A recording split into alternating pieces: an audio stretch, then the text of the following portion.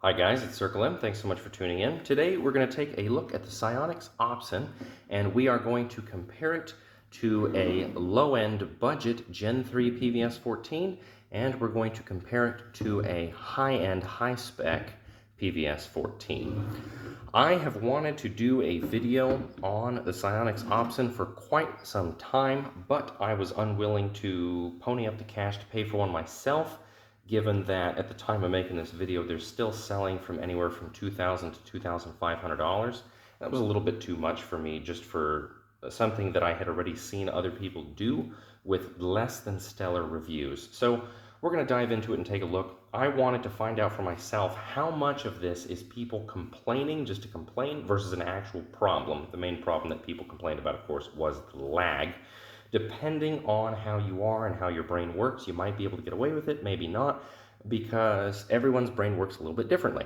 For example, I am able to use this bridged FLIR thermal with a PVS 14, my high-spec one that we're going to look through in this video, and it doesn't bother me at all. However, there are some people who it drives them nuts. They can't stand to look at two different images at the same time. So I kind of wondered a little bit if the lag that was present in this device was going to be the same. Is it something you can tolerate and get over, or is it going to be a little too much to be usable? In quick note, before we go outside and take a look through these devices, I did have a couple of interesting things that I noticed about it. Number one, it did come with its own proprietary little mount here. This looks like a mum-style mount that's on this device. This is different from a J-arm. This is a traditional J-arm that would go on most PVS 14s, in that this device is able to slide in this track, which will give you centering, I guess, left to right in front of your face, whereas a traditional J-arm will not do that. The only thing the J-arm will do is pivot on this axis by turning this screw. So I would have liked to have tested that out, but unfortunately, this thing was slightly out of spec. If I push down on this as hard as I can, as if I was going to mount it, if you see that little nub that sticks up right there, so at some point in time in the manufacturing process, they didn't cut that down far enough, and push on it all you like, it won't go down enough in order to actually let it mount on this. So I didn't quite get to actually try it mounted. I ended up hand holding it in my initial review, and then I'm going to be hand holding it here for the next part of the review when we look through it ourselves. But it is unfortunate that it wouldn't quite mount no matter how much I pushed on it or played with it, because it was just slightly out of spec. Not my device though. I don't want to break it or file down on it or modify it. So that will be up to my friend to do if he chooses to do so. Another side note is that the cable, and when it comes with this battery pack, that's kind of nice, right? You have an included little counterweight, and it should last for a lot longer than just a single battery by itself. But the battery pack uses this really goofy little plug here to attach to the device, which if you're in daytime and you can see is not a problem. You have to line up these two pins and these three notches exactly correct on the device here. If you have plenty of light to see, it's not really a problem. However, I could see this being a little bit of an adventure if you're trying to do this in the dark, you know, without giving away your position. The device itself is easy to use. Your on-off and your brightness control, there's this dial in the front, and then these three buttons control your internal menu settings. So it isn't very steep on the learning curve. I pretty much picked it up and started using it after skimming the user manual. A side note, the internal recording, which is done on one of these little micro SD cards here, is pretty decent. And I did notice in messing with it earlier that the recording that is saved to the SD card is different than the one that you see with your eye. It does not include the HUD elements or the brightness. So if you're changing the brightness in this device, or you're changing the refresh setting on it, it actually does not appear to change the video at all. And it's possible I'm using it wrong. I've had it for exactly 24 hours at this point, but I did notice that when I was putting it out. The audio is not spectacular that it records, but then again, that's not really the primary function of this device. They're trying to replace a PVS 14 with it. So we're going to compare it to a low-end cheap PVS 14. This one I got off of Facebook Marketplace for about $2,000. So this Gen 3 device with an Omni 7 tube in it cost about the same as this does new. So we're going to take a look and compare and contrast, and then we're going to take a look through a high-spec PVS 14 and see the difference there. I do really like the color feature of this, but the one problem that this thing runs into is when you don't have sufficient light to gather, it's not spectacular. So in order to augment that, we're going to use a D-ball illuminator to try to bump it up a little bit here, and we'll compare each of the devices that way So maybe you can make a decision for yourself. So let's go on outside and see what we can see. So for our little comparison here, I have set up a Baylor t-shirt. It has green and it has yellow lettering on it, and I've set up a jogging armband. That's that faint glint you can see out there in front of you. And we're going to do the compare and contrast as evenly as possible between each of the devices. But this is just to set our baseline. With my eye, I can see the t-shirt and the armband perfectly fine, but you can't see it on the camera, unfortunately. So I've got a flashlight here, one of those little cheap zoomable flashlights, and you can see the armband a little bit better. And as I zoom in, eventually that t-shirt should become visible there in the tree. So we're going to look at that same scene that we're seeing here with the devices. And presently there is a house yard light on behind me. We're going to look at it, then we're going to turn the lights off, we're going to look at it again, and we're going to see the difference in between them. Here we have a view with that external house lighting on. I am holding the camera up to the screen because I want you to see those HUD elements that you would not be able to see if it was just with the onboard recording. Obviously in the top left I've turned off the location services, so I'm not broadcasting my location on the internet, but there you can see that same t-shirt and the little jogging strip in the tree. If I turn on that same handheld flashlight, you can see the reflection very slightly, but I think the device is being overpowered by the background ambient lighting.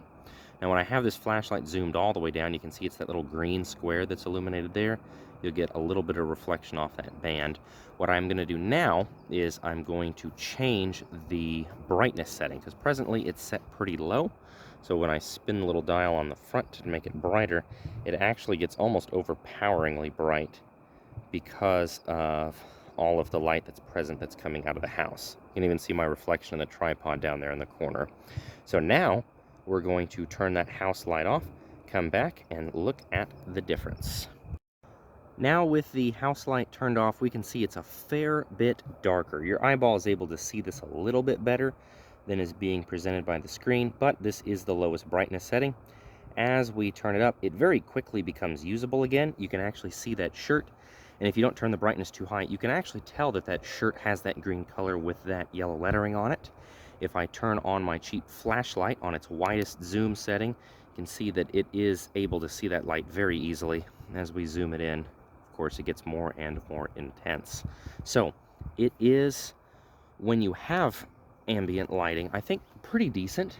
There is presently no overcast moon, but I'm sure you can hear the traffic behind me. We are kind of in the city here, so there's still a fair amount of light pollution that exists, and the device, of course, on its highest brightness setting is almost unusable because it's too bright. So like other night vision, you want to set it just right where you can see but not be overpowered. Now I'm going to grab that illuminator and we're going to take a look at what that looks like. I've got that laser on the low visible setting. Here it is. We can see that dot, and you can actually tell the color of the dot, which in this case this is the red version of the laser, which I thought was pretty neat.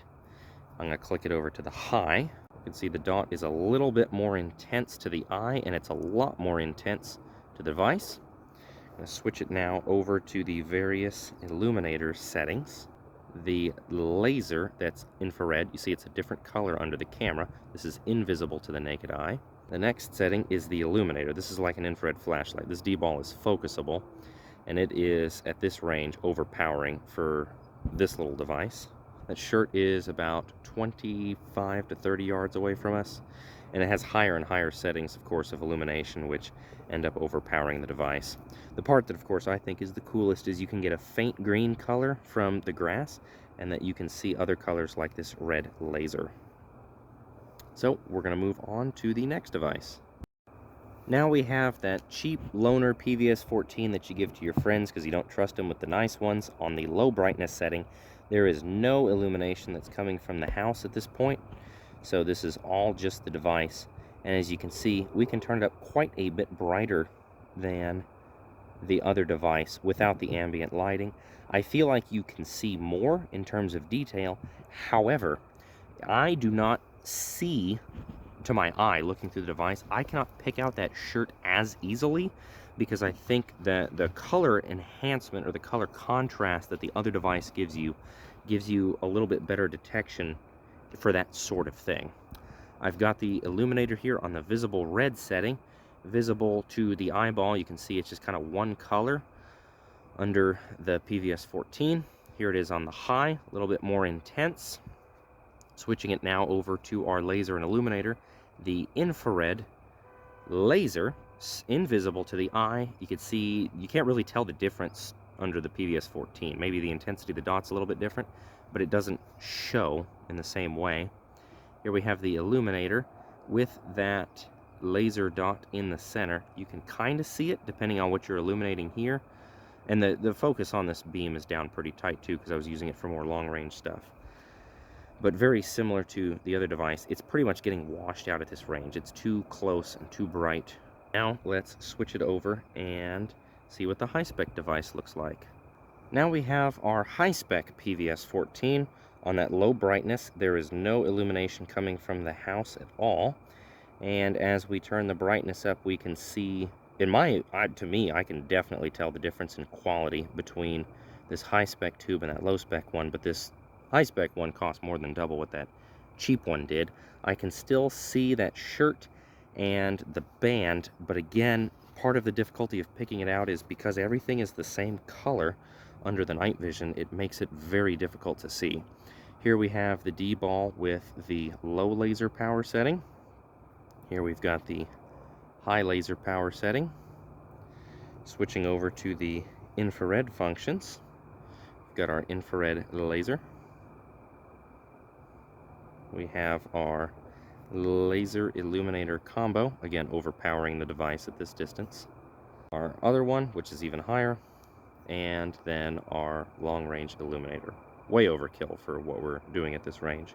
But I can tell the quality image between the low and the high-spec PVS 14, but what is really interesting to me is the ease with which you can pick up the t-shirt and that reflective armband with the color being added to the night vision. It's a very interesting twist.